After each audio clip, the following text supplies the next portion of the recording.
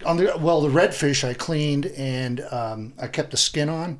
So you season up the top and you throw it just on the grill, like they call it on the half shell, because redfish are notoriously scaly. So you catch the redfish and you clean it and do all that? Oh, yeah. Oh, I'd vomit. I can't do it. I have a very weak stomach. It's like, and I deer hunt too, so that's way worse. I went with my grandfather when I was a kid. Yeah. It was right after Thanksgiving, went out to some deer lease. And the first day we're out there, he goes, I come out here with all the kids, all my grandkids, and you're the first one to spot one. Because I go, there's one. And then he pulled his gun around and popped, and I was looking, I was like, ooh. And I go down there, and I had to step on the legs as he gutted it, and I go, this is not for me. So it's like when it turns into what looks like you buy in the store, then you're good with it, right? That's the way people are with venison too. It's like once it looks like meat with HEB on it, you're good. Hear no, see no. Yeah. I don't want to know where it came from. Here's a finished product. I'll cook this. If it's any consolation, I tend to be a good shot, and a deer feels no pain. So there you go. Well, and it's good for you. So I got in the bar. I don't have to worry about anything but cutting citrus. You're a good shot too, aren't you? In the bar. In the bar. Absolutely. Oh, I can shoot. I can shoot. You would have to as a businessman. I would think. On that note, what is the most bizarre thing that's happened either in 1919 or Rock and Rye, customer related mischief? I would say. Because you are an establishment that serves alcohol, and some people. There's many things. I mean, I don't even know how I could pin one down. I think it's when Anthony Bourdain years ago, they were talking to him about social media, and he yelled, "Oh yeah, I loved him to death." Yeah, and he said somebody that calls himself a professional, an elite yelper, is like calling yourself a jumbo shrimp. Yeah. We take care of the guests to the nth degree. My guys take care of everybody. All the time, and they know never to step into the wrong. Yeah. Kill them with kindness. And there's a line from what's that movie with the bouncer movie? Roadhouse. Roadhouse. He says there's a time to be nice and there's a time not to be nice. Well, when is that? Because I'll let you know. I'll be the one to Patrick Swayze. You'll know Patrick Swayze. Yeah. Rest his soul there. Yeah, watched it again. It's not a great movie, but it's still kind of a cool movie to watch. I had fun watching it. And you have professional bartenders, right? I mean, they're not just like college kids. No, they're lifers. Yeah. No, these guys. They're in there. The youngest one I think is 27, and I have a guy that's oldest besides me is 42. Yeah. But I have a lot of people around the town that are either running bars now or opened their own place up that came from us and kind of did their own thing, and very proud of them. But nobody pushes the envelope like we do. And have you thought about anything out of the city yet, or do you have anything top secret you can allude to? We're looking at a third location right now. Okay, all right. We have some big changes coming with the two bars. As far as ownership goes, I'm not going anywhere. But we are looking for a third bar. I have another guy coming in. And as far as other cities, I've thought about going to McKinney. Dallas area. Okay, all right. Interesting. I won't go to Houston. Definitely not going to Austin. Okay. Yeah. And do you have people that help you identify like locations? Like we have these vendors, in sales. You can get all this data from like rooftops and potential growth. And do you do that stuff too? And get consultants? We look around. No, I don't hire anybody. I go out myself. You go yourself. Okay. Like my wife and I, we were at the Rim for close to 2 years. Right. Just going in there, going to all the different places. Same crap every time, but I'm mostly watching flow, what everybody's drinking, and what's the mood with everybody. Yeah. And that's when I came up with the hours. Hey, let's just do 4 to 2. Yeah. I go, we're going to stay at 4 o'clock. All the bars, both my bars. And I guess with the construction going on all around town, it seems has not slowed us down. It not slowed you down, but for future aspirations, you're definitely probably considering ease of getting to. Absolutely. You know what I mean? Like you don't want to be back in the weeds somewhere. So, well, Don, I can't thank you enough for blessing me with your presence. Let's do another, if it's okay. And now I'm going to put this together over the next couple of 3 weeks. It takes a long time to slice and dice, especially with separate audio. Mm-hmm.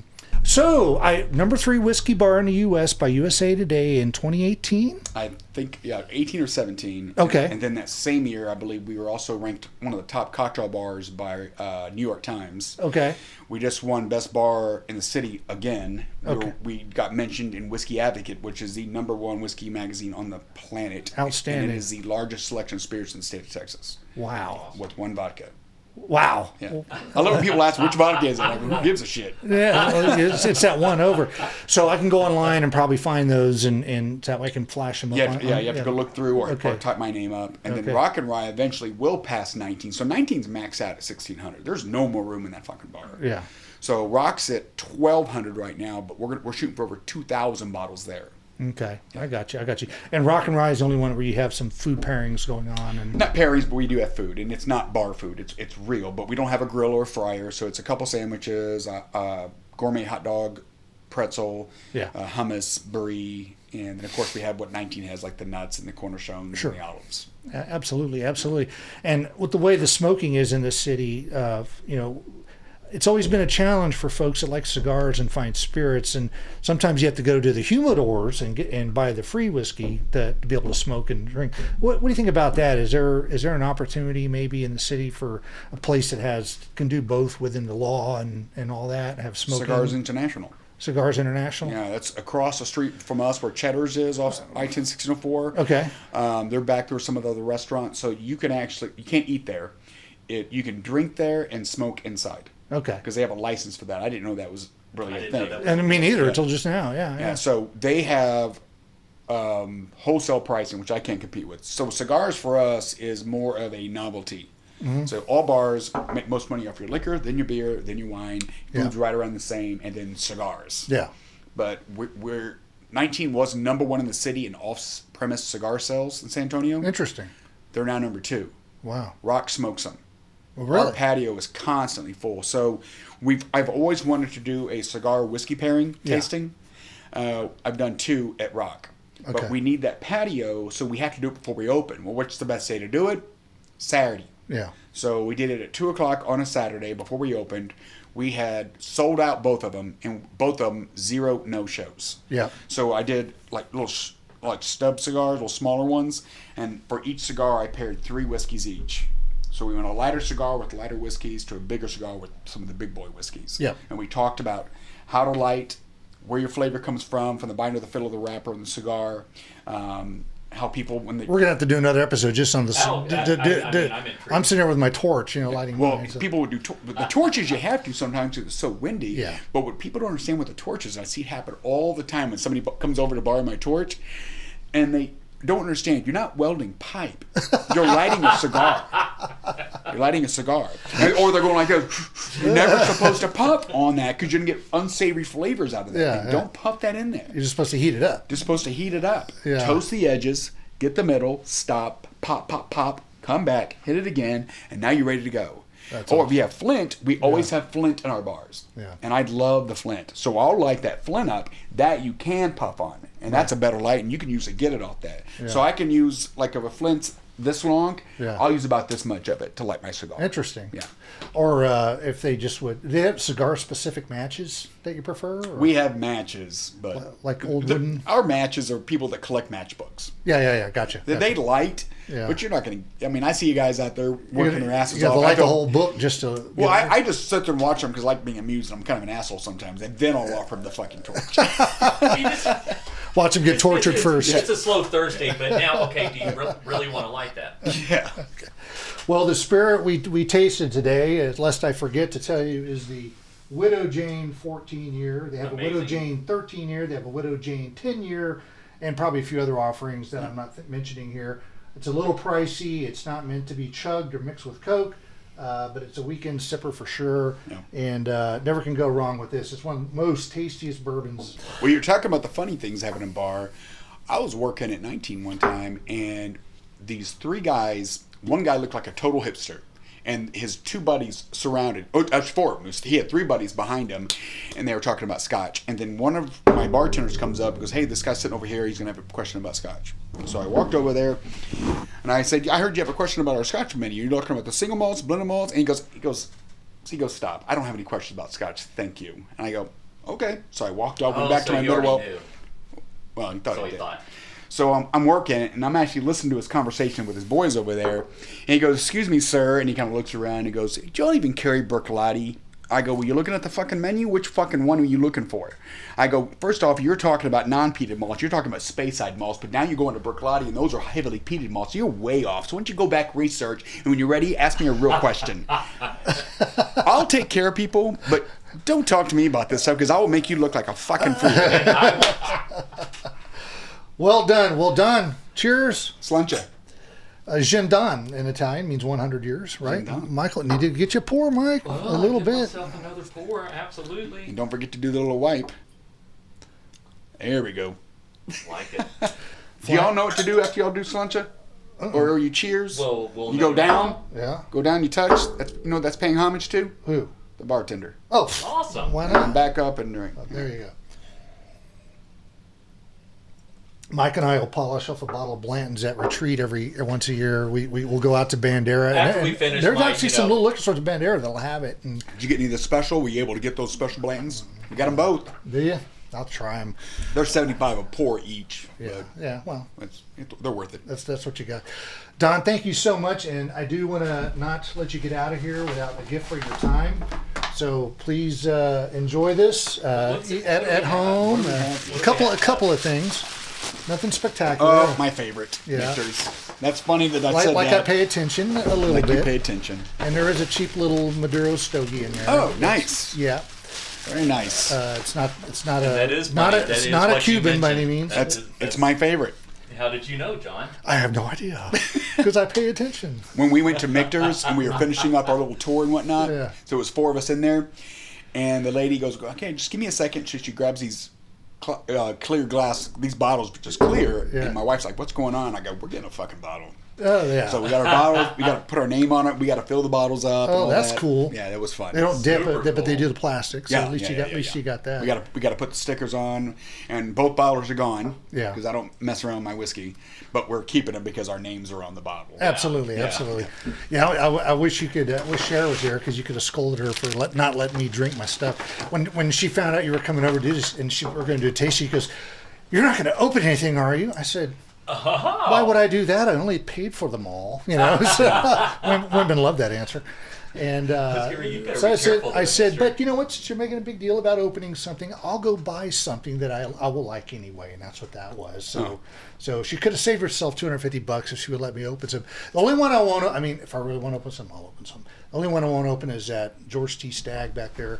That's just because I got. Oh yeah, that's a good one. I just got that from Specs. They just called me out of the blue off Rector. Said, "Mr. Wood, come get your." I said, "I don't even my shop God. here." So what did that run you? $100.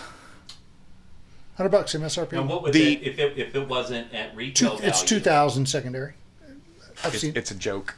Yeah. That's why people pay all this money for Pappies, because that's part of the Buffalo Trace release when they all come out. So the Pappy 13 this year, which we haven't had it in forever, that's the rye that they make. Everything else is wheated. You have a 10 or 12 of those are Rip Van Winkles. You have a 13, which is the rye. The 15, the cast strength, my favorite. Then you have the 20, which is the highest price, highest rated, and the 23. But the rye this year sucked. I thought it was way too sweet. Handy. Thomas Handy. Thomas Handy. So it was a Stag. So when you open that up, it was the best of the release. Is this year's release? I just got it back in February. It is So a what giant. are the notes it's that a we'll find? It's a blackberry bomb. It's the best I've ever had. So this year's antique collection is William LaRue Reller, Thomas Handy, George T. Stagg, Eagle Rare 17, and Sazerac 18. Yeah. So that's my favorite rye. That's the antique collection. You guys Occasionally, are out of my league. well, so I had a sampling of these when I went to the Golden Nugget in Lake Charles. And like their Pappy, was it a 12? I think it was. That's a Rip. Yeah, it was Rip Van Winkle. a Rip, not a Pappy. Right. It was only like $35, and I thought, I could go both $35 on that gambling floor in 10 seconds. So why not just enjoy some of this? So the kid gave us everything. They're all around the $38 range. Now, granted, this was like pre-COVID, and all that. So it maybe I got a good deal, but I got a chance to try them. Yeah, the most expensive is the 23, but if you go anywhere around town, it's $300 to $400 a pour. Yeah. We're $200. Yeah. So we're priced. That's one of the Yelp reviews. Actually, it was a Google review. Yeah. Goes, real fancy place and price like it. And I responded back to him. I go, you need to compare our prices to other bars like us. I go, now if you're comparing us to a pool hole, yeah, we're pricier because I don't have $5 bottles on my shelf. and then charging you $5 a pour, so they're making the money back on one hit. So next time you come in, look around, do some research. Other than that, have a great fucking day. Yeah. Well, I did. You get what you pay for, buddy. Yeah. I don't know if you go to the coast very often, but Rockport just opened a whiskey bar, Palm Whiskey, and it's very small selection, probably priced for Rockport. So for $300 or just under $300, I got 2 ounces of the Joseph Magnus cigar blend.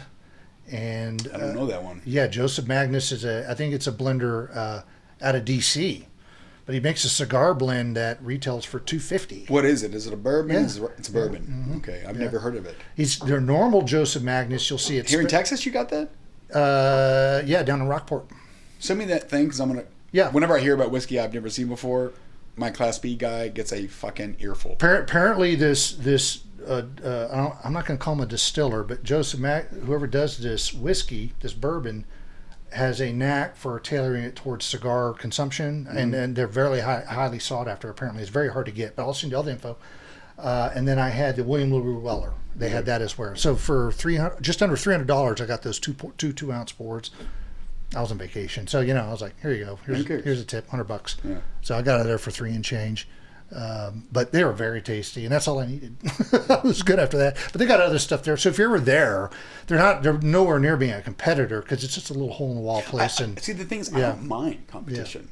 Yeah. I think it would elevate what you're doing if you see competition. We tell people all the time, go check it out. But you're going to be back.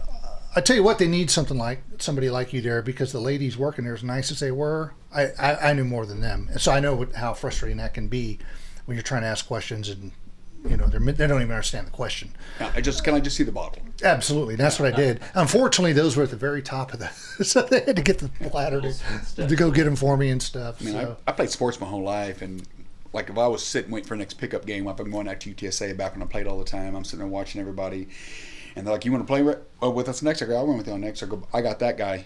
Because I'm looking for the best guy on the court because I'm going to shut you down. Competition to me was like a fucking drug. Well, it makes you better. Makes you better.